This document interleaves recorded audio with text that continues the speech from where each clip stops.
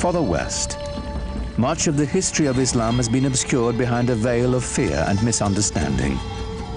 Yet Islam's hidden history is deeply and surprisingly interwoven with Western civilization.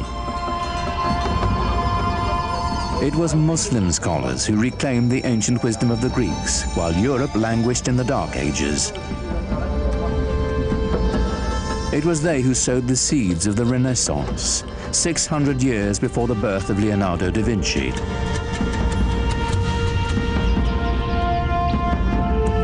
From the way we heal the sick to the numerals we use for counting, cultures across the globe have been shaped by Islamic civilization. But all this began with the life of a single, ordinary man, and the profound message he proclaimed would change the world forever. His name was Muhammad.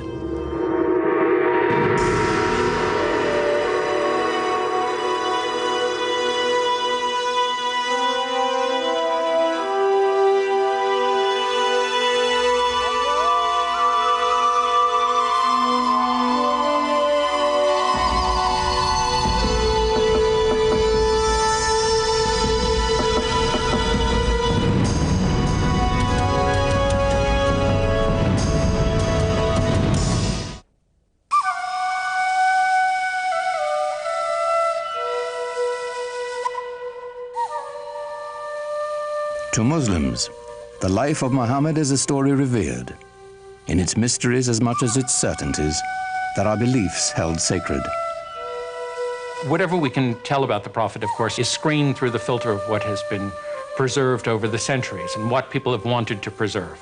And it's very difficult to pull out from all of these different sources that are very adoring and the ordinary human being that the person that he was.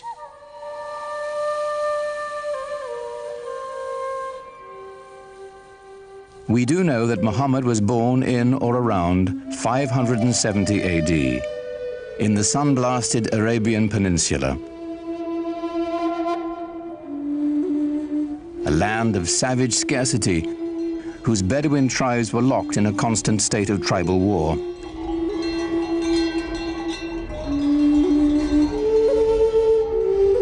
While still an infant, Muhammad's parents gave him his first taste of life in the desert. Muhammad was from a town, Mecca, but he was sent off to live with the Bedouin because the people, even in the town of Mecca, felt that the Bedouin were the holders of the deeper cultural Arab values. And the Bedouin view the townspeople as having lost their really authentic roots in Arab culture and the poetry and animal husbandry and all the things that they do so well. By the time Muhammad was 6, both of his parents had died, and he was taken under the protection of his uncle, chief of his clan. Being an outsider gave him a singular perspective. He'd been orphaned early and developed very early on a passionate sense of concern for those who are left out of society. To be orphaned in a tribal society where clan and family relationships are your keys to everything, success, status, honor, dignity, is to face what it really feels like to be marginalized. And that obviously had a very deep impression on him as a young man. In some ways, it was detrimental, of course, to grow up without parents, but in other ways, he was so adaptable. He had many parents, he had many fathers, he had many mothers, so it made him a child of everybody. Muhammad's clan, like Arabs all across the Arabian Peninsula, would share the stories that had been told and retold for generations. Pre-Islamic Arabian civilization was largely an oral culture, and was tremendous respect for and admiration for people who could express themselves orally, and especially those who could recite poetry almost at the drop of a hat. Some of the most important people in a tribe were the poets, As they sang of the glory of the tribe, they told the story of the tribe. To the Bedouin, the word had a mystical importance. Poets linked the tribe to its ancestors and celebrated values older than memory. Poetry was the sinew that bound the Bedouin together, celebrating their victories, lamenting their defeats. The poems themselves, like the poems of Homer, both celebrate this great heroic ethos and yet intimate in the deepest way the tragedy that this ethos of constant tribal warfare brings to people. Warfare and conflict were the grim realities of a dangerous time. Muhammad's uncle taught him the skills he'd need to survive in a world where even a prophet would wield a bow and arrow.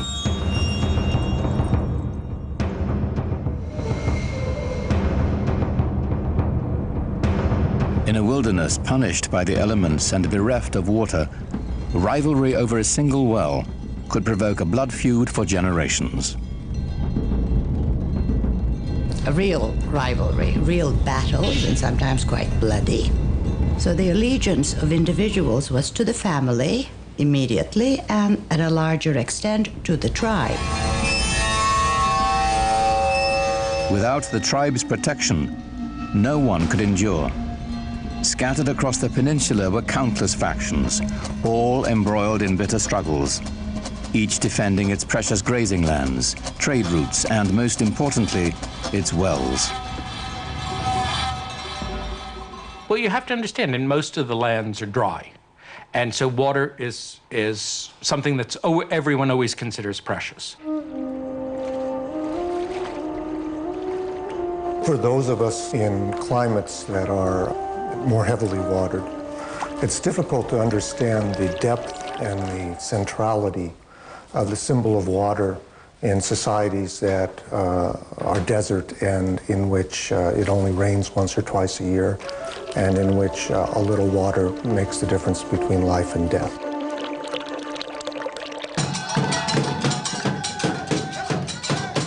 Each clan had its own separate gods and totems, to water and wind, fire and night. They were kept in the caravan town of Mecca, in a shrine of wood, stone, and cloth. It was called the Kaaba, the Arabic word for cube.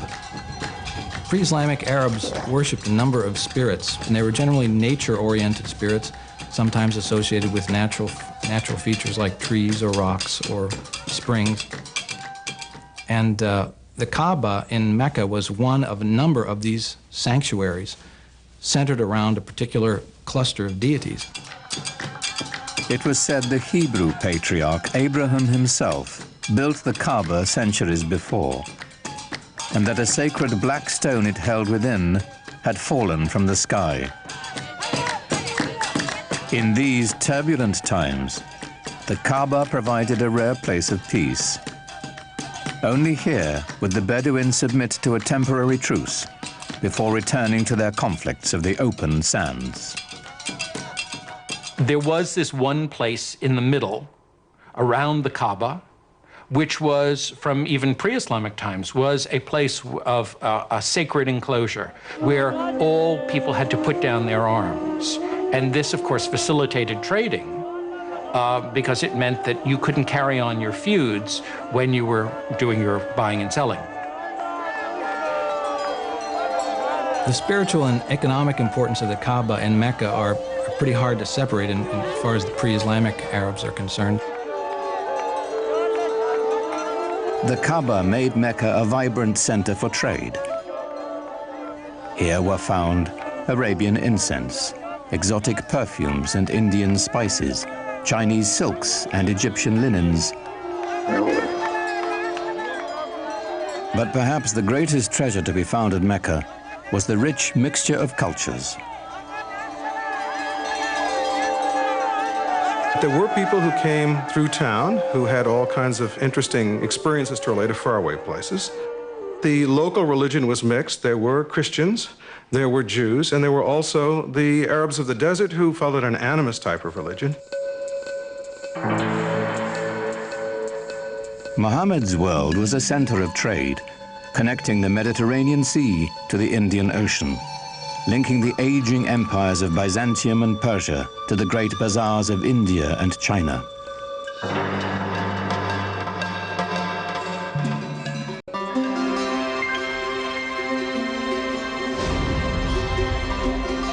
Muhammad became a merchant. In fact, he had a great flair for trade. At the age of 25, while leading a caravan northward to Syria, his talents caught the eye of the shipment's owner, a wealthy widow named Khadija. She was so taken with Muhammad, she proposed marriage. Ah, Khadija. Well, I think she was a mentor as well as a wife, a very strong lady who had her own business, and Muhammad was helping her out. So it was a wonderful partnership, and I'm sure he learned a lot from her. He had a tremendous amount of contact with merchants coming from different parts of the world, passing through the Arabian Peninsula. I think he was a very intelligent man, very open-minded, and he was able to communicate with a great variety of peoples. He must have had great charisma as well. Muhammad had a way with people and with resolving their disputes. Once, when the Kaaba fell into disrepair, the clan chieftains quarreled over who would have the honor of putting the sacred black stone back where it belonged. Before violence could erupt, Muhammad proposed an equitable solution.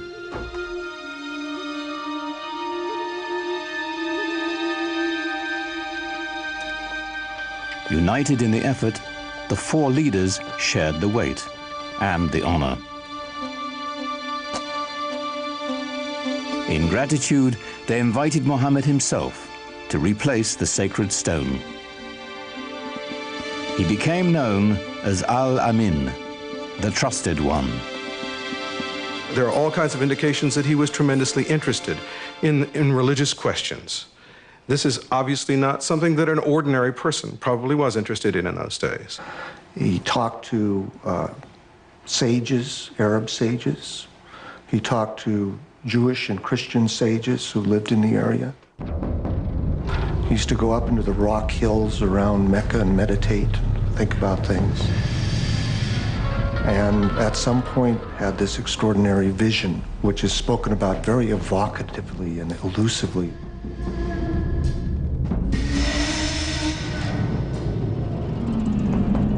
In a cave above Mecca, Muhammad had an experience that would be the defining moment of his life.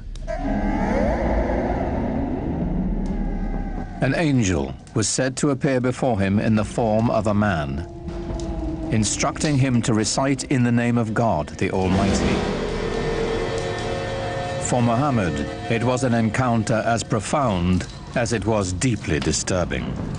You get a sense of what it would be like to be a normal person in society, perhaps unusual in the sense of your intensity for things like social justice and finding out what the meaning of life is, but not being endowed with anything that would seem miraculous by your friends. And all of a sudden having this voice come to you and then come out of you as you speak it and recite it to other people. And that is the beginning of the prophetic career of Muhammad.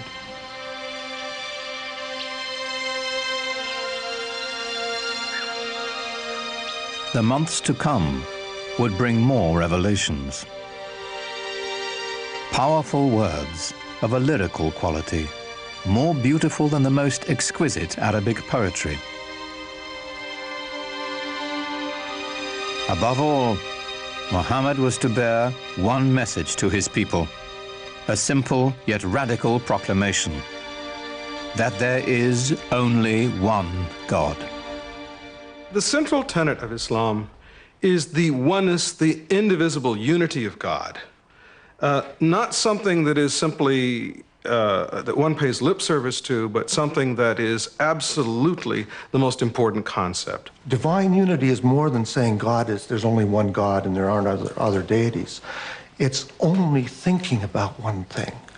So to be thinking about possessions, to be thinking about status, to be thinking about power are all intellectual idols.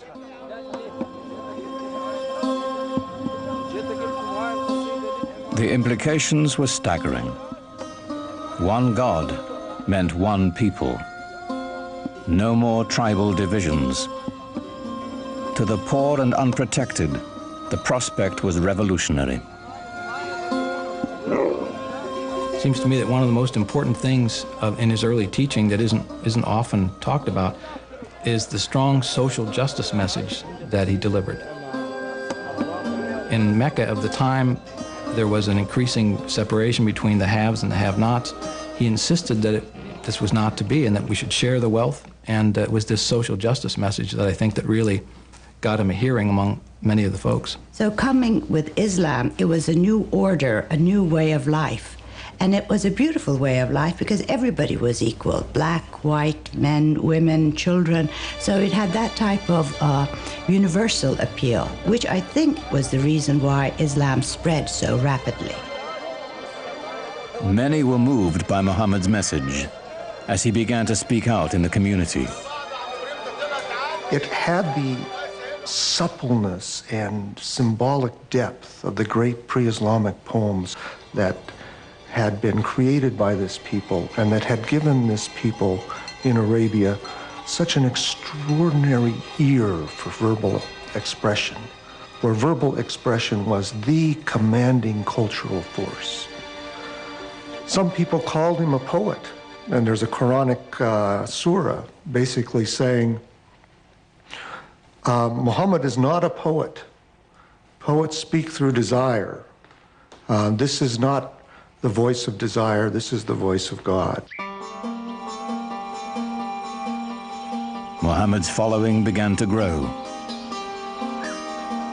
They called themselves Muslims, for those who surrender to God.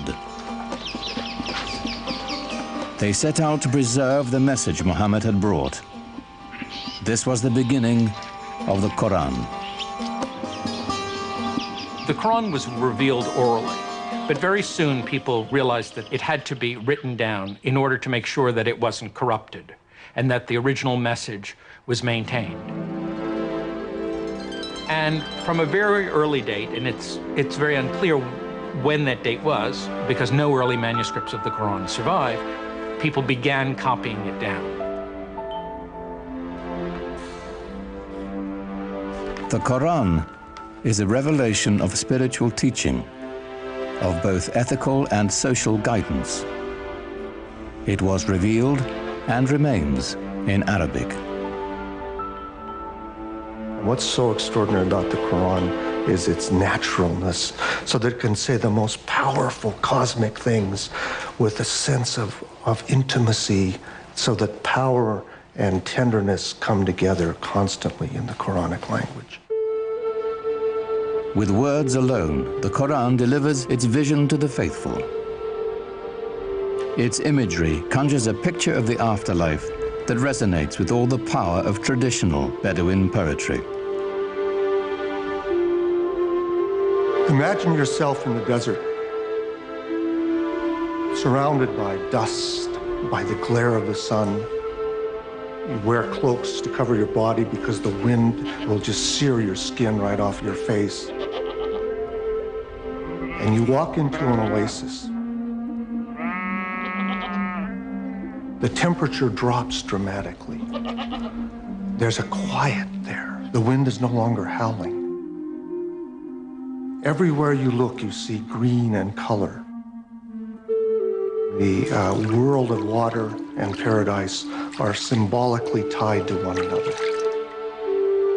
And the Quran can conjure that up with just a few briefly chosen words.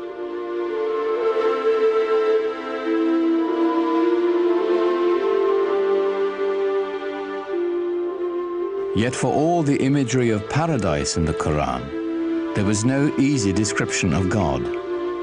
The mystery would remain. It's very difficult to talk about God without reifying God. Reifying to make God into a thing, or anthropomorphizing God, to make God into a projection of our own human self. And that's why Muslims don't like sculpture, for example, traditionally, because they believe that there's that danger. And the Quran avoids that by constantly shifting the pronouns, so we can't really reify God and get an image, a physical image of God. Rather than a physical image of God or of Muhammad, it is the beauty of the Quran itself that is celebrated in Islam. Islam developed in this context where pictures were not favored. The Quran, as it was revealed, was God's representation on earth, and Muslims felt from a very early time that the only just representation of God's word was the Quran itself, not any picture of God, certainly not, because you couldn't represent God, and certainly not a picture of Muhammad because he wasn't divine.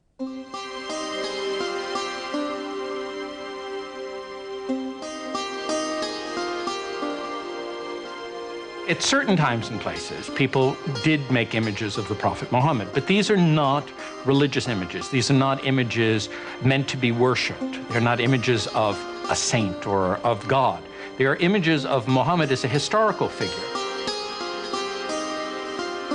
He's sort of given honor by having a very bright blue background or a white cloud near him, but he's not otherwise distinguished from the other characters in the story. At other times, people did represent the Prophet, but he was always represented with a white cloth over his face to hide his face, so that there were different approaches to doing this. But in all of these are not devotional images. You're not supposed to look at them and pray towards them. You're to learn more about the history of your religion with the emphasis on history from them. As Muhammad's community grew, so did the opposition. People, of course, were skeptical and said, look, if you're a prophet, where's your miracle? And the prophets in the Quran, Moses had miracles, Jesus had miracles. Where's your miracle? The Quranic answer to that challenge is, this is the miracle, this Quran. But that wasn't miracle enough for the people who defined themselves by the gods of their ancestors and the totems of their tribe. Their doubts increased. The idea of life after death appalled them. So the Quran presents people as really being skeptical. You mean to tell me that after I die and my body has gone back to the elements and I've been putrefied, that I'm going to be put back together again and brought back to life? That, of any of the messages in the Quran, that struck the people of Arabia as being the most hard to believe. Muhammad also spoke of eternal damnation for the unjust. He used the language of apocalyptic imagery, talking about the signs of the ends of time, when the mountains crumble, when the skies are rolled up like scrolls. Then you will know what responsibility you bear for your actions. There are references to those who are unjust going to the fire. To the non-believers, the divine reckoning Muhammad invoked was an outrage. His dismantling of their heritage and customs, deeply unsettling. It was a threat in several ways, to their social order, to their age-old traditions, and an economic threat because of the importance of the pilgrimage shrine of the Kaaba in Mecca. As Muhammad's following increased, the social fabric of the caravan city began to unravel. Business suffered as pilgrims and traders, worried for their safety, left town. The tribal leaders decided Muhammad and his message must be removed permanently. They didn't want him taking over. They didn't want him horning in on their control of the city. They made things very difficult for him, perhaps even plotted his assassination. They tried to keep him away from the Kaaba. They did everything they could to try to run him out of town. They demanded that Muhammad's uncle remove his clan's protection from the Prophet, which would clear the way for his murder without the threat of retribution. But his uncle refused. The battle lines were drawn. Nothing short of tribal war would settle the conflict now. Muhammad is clearly asked to do extraordinary things, to tell the Bedouin to give up many of their notions of multiple gods, to give up their attachment to their ancestors and their tribal warfare in the way they had, things that could and did make him the object of scorn, persecution, and an attack.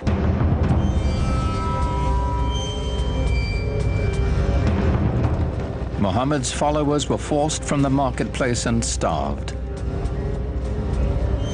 Those without clan protection were tortured and killed.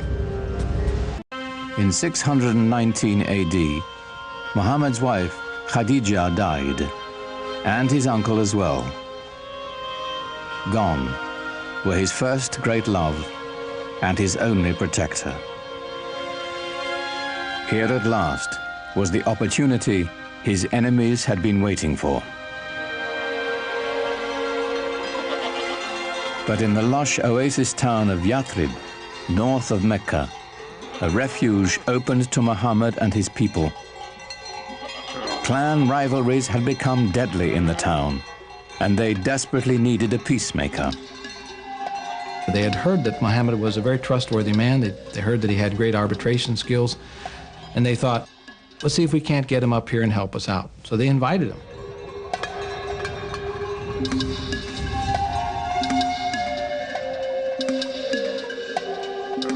Muhammad agreed to travel to Yathrib and settle their disputes in exchange for a safe refuge for his people.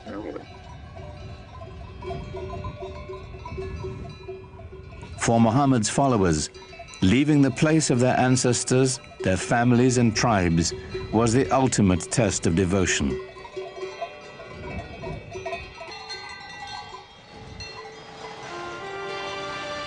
In doing so, they began a new community, a new tribe. For the first time, they were bound together not by blood, but by faith.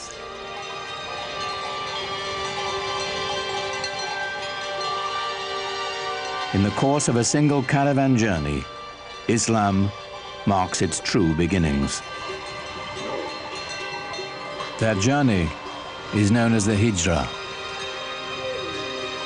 622 in the Christian calendar marks the Muslim year 1.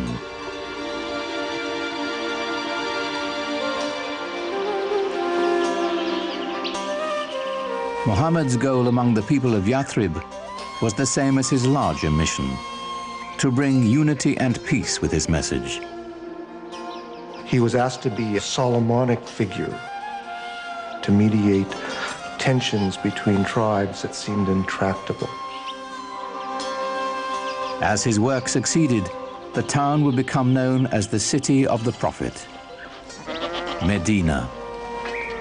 Muhammad's great task in Medina was to try and bring together these various groups and to try and forge a community of believers in a way that would bring people together in a sort of harmony.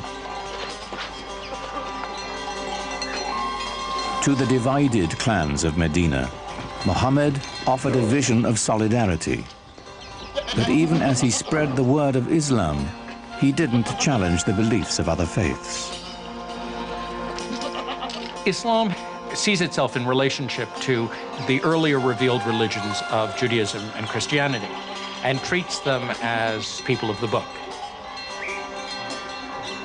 It believes that God had revealed himself, his word, to mankind many times, to Moses, to Jesus, for example, but each time people went astray.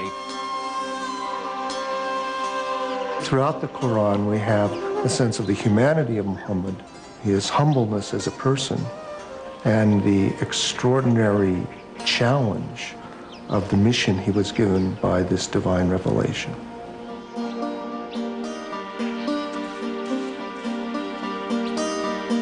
As the Muslim community grew in Medina, a life of simple devotion and ritual developed. A freed Abyssinian slave named Bilal was the first to call believers to prayer at Muhammad's house. Allahu Akbar! Allahu Akbar! It was the first mosque. Allahu Akbar! Allahu Akbar! Ashhadu an la ilaha illallah. The call to prayer has within it the first Islamic pillar, which is the affirmation of God's unity.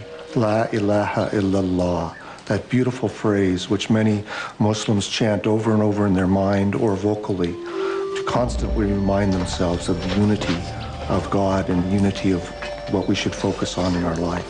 Allahu Akbar! Ashhadu an la ilaha illallah. Ashhadu an la ilaha illallah. Ashhadu anna Muhammadan Rasulullah. Praying together is a good thing. It cements the idea of belonging to a movement, to a religion, to an organization, to a community. The result is something very, very powerful, even to watch, even for a non-believer or someone from another religion. We carry out physical gestures of prayer in worship that unify our body and our mind and our soul, all at the same moment of bowing and touching our head to the ground toward that exact center. What could be a more powerful symbol of unity? It's said that while he was in Medina, Muhammad received a revelation instructing those in prayer to face in the direction of the Kaaba in Mecca. Though filled with pagan idols, it was still the shrine of Abraham, the first believer in the one true God.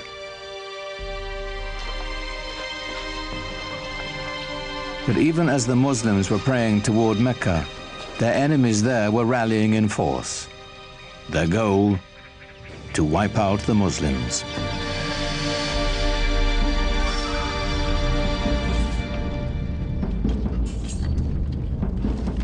Muhammad's people began to gather arms.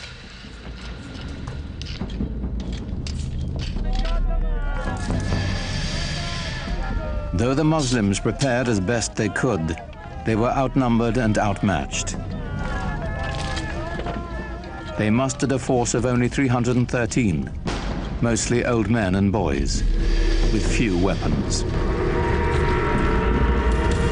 While the approaching Meccans were heavily armed and 1,000 strong.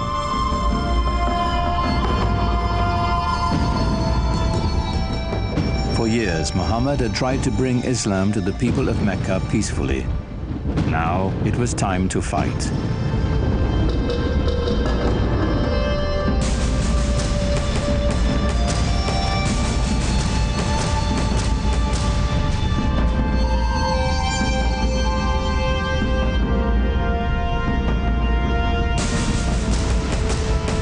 Muslims faced their own tribes, brother fighting brother, son against father.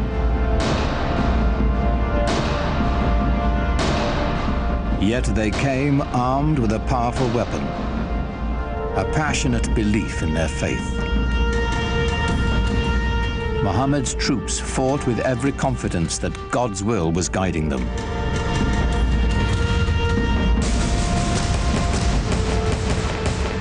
They fought 3 very, very bloody battles. At one point, the entire young Muslim community was right on the edge of annihilation.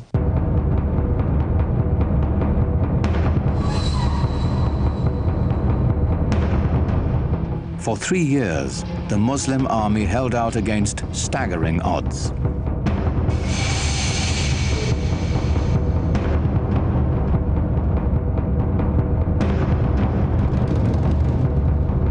As word of the fighting spread, other Bedouin tribes saw God's hand in Muhammad's victories.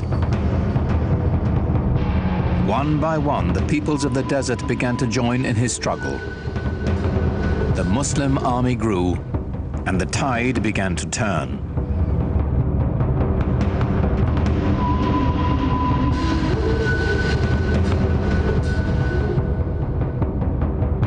The Muslim forces advanced to the outskirts of Mecca. It was a furious siege that lasted for nearly a month. Until, finally, the city fell to Muhammad.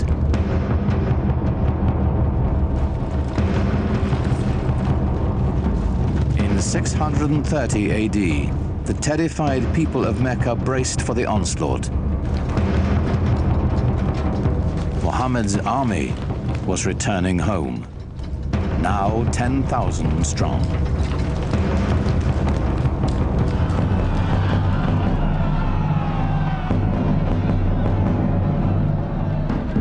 The vanquished knew the terrible fate that awaited them. According to the modes of tribal warfare, the Meccans could expect a big revenge. The men are usually killed, women and children are sold into slavery. There's little pity for the loser in a tribal war. Of course, that's standard around the world.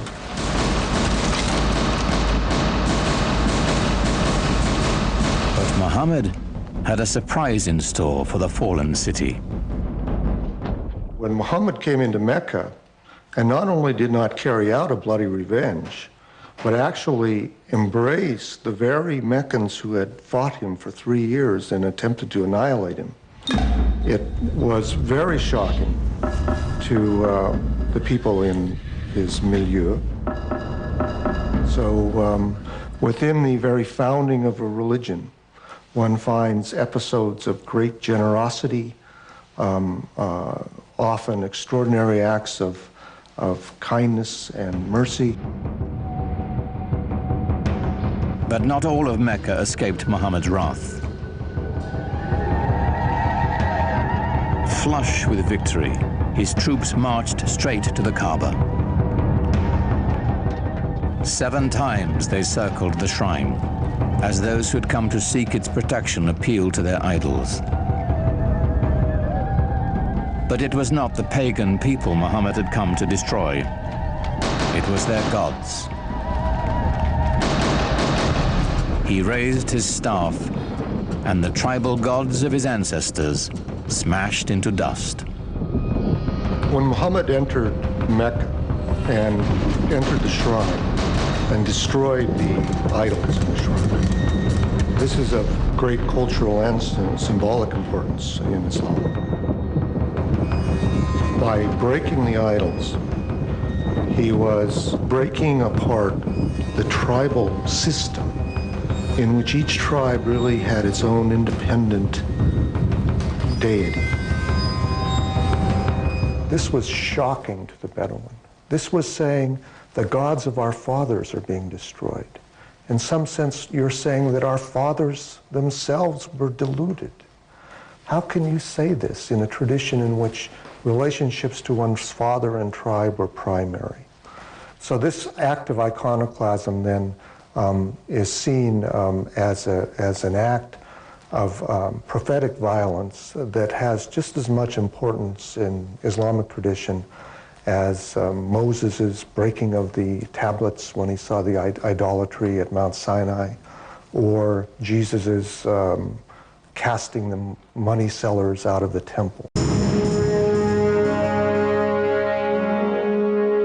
The destruction of the idols was a new beginning, a breaking from the past and the creation of a powerful new force. Mecca was just the beginning. One after another, the tribes of a nation were summoned to the fold and united under the banner of Islam.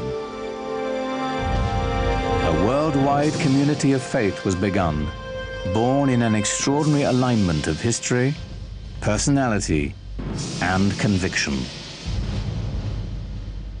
What Muhammad did was to bring a sense of solidarity, a sense of mission, and he united all these separate segments within the peninsula. From then on, moved eastward, westward, northward, southward.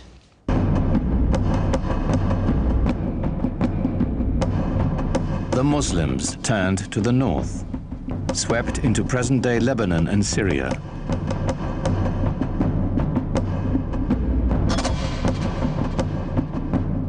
They continued west into Egypt and quickly across North Africa, fortifying the coastline of the Mediterranean. Only the seas stopped them. Its growth was so explosive from 622, the year one of the Islamic calendar. Within 50 years, people whose father had been camel herders were now governing one of the major empires in world history. Within 200 years, it extended from Spain to China. The Muslims absorbed the Sasanian Empire of Iran and 2/3 of the Christian Byzantine Empire. By now, the empire was larger than Rome. It stretched from Morocco in the west to the Indus River in the east, where the border of India is today.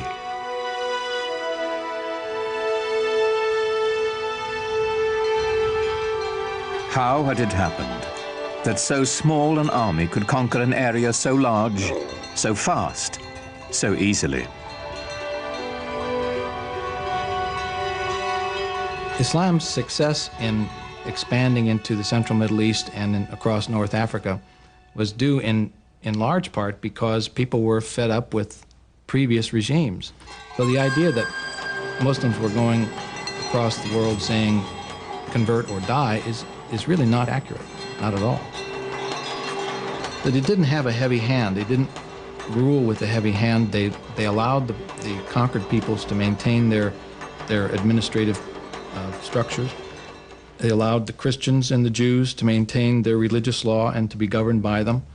And so, in many cases, conquered peoples did not feel the presence of the new regime very heavily.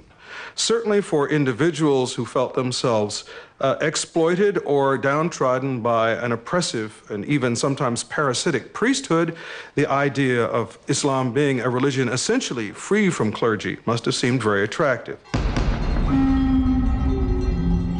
It's the times that creates the movement and sometimes the men. The Roman Empire had collapsed, the Byzantine Empire wasn't strong enough. There was a need for a new vision, a new way of looking into life. And I think what happened at that time, Muhammad's mission filled the void that the societies wanted. They really wanted some sort of solidarity in their lives. The lessons of the Quran, so successful for the Muslims in Medina and Mecca, were playing out on a global scale. As the conquest swept through Syria, the Muslims held their Friday prayers in the Church of St. John the Baptist in Damascus, allowing its Christian congregation to continue their services on Sunday. Side by side, the two faiths shared the same building, in peace.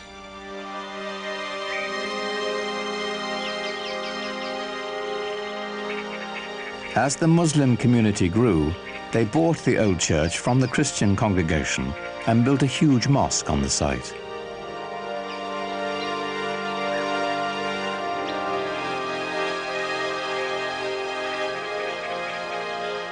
With Byzantine artisans, they decorated it with golden mosaics of an Islamic paradise.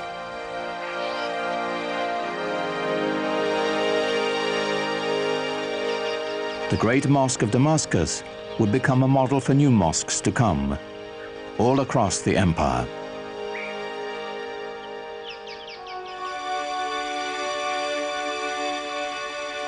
The Arabs transformed their conquered lands, maintaining, improving, or expanding the infrastructure. In Tunisia, building on Roman ruins, they devised an ingenious system of water purification, using gravity to separate fresh water from sediments. Part of this system were these two enormous basins that they built outside the city walls. The clean fresh water would flow over into the larger basin, where it would then be distributed by pipes to the city. This is, hundreds of years before anyone in Europe ever thought of having running water.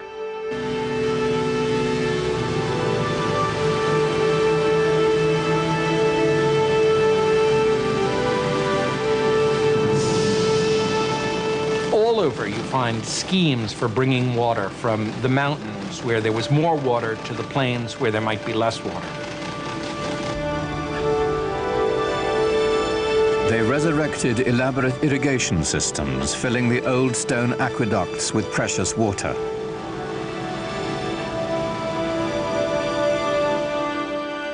Agriculture flourished as life-giving staples like wheat were introduced to the Mediterranean region.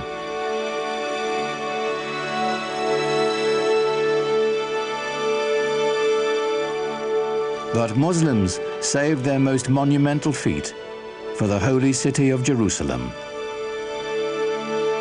Islam's first great work of art is the Dome of the Rock. It was built in a city that was holy to Christians and Jews, and it's spectacular.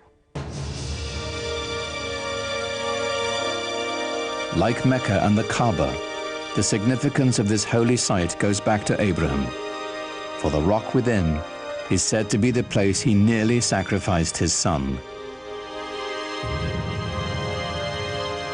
It was built to rival the nearby Church of the Holy Sepulchre, where Jesus was said to have been buried. What's extraordinary about the Dome of the Rock is how perfect it is. People revered this site as some place that was holy to Abraham and to Isaac. Imagine, if you will, these new guys coming in and taking over this piece of prime real estate and building a new building for a new religion that sits on top of a mountain and sparkles and glitters in the sunlight for everyone to see. This is not something that a fly-by-night. This is something big and important. Islam has come to stay. In just 100 years, Muhammad's vision had transformed the spiritual and political map of the world, and his followers had established an empire larger than Rome. But Muhammad never lived to see it. In the 11th year of the Islamic calendar, 632 AD, only 2 years after the taking of Mecca, Muhammad died.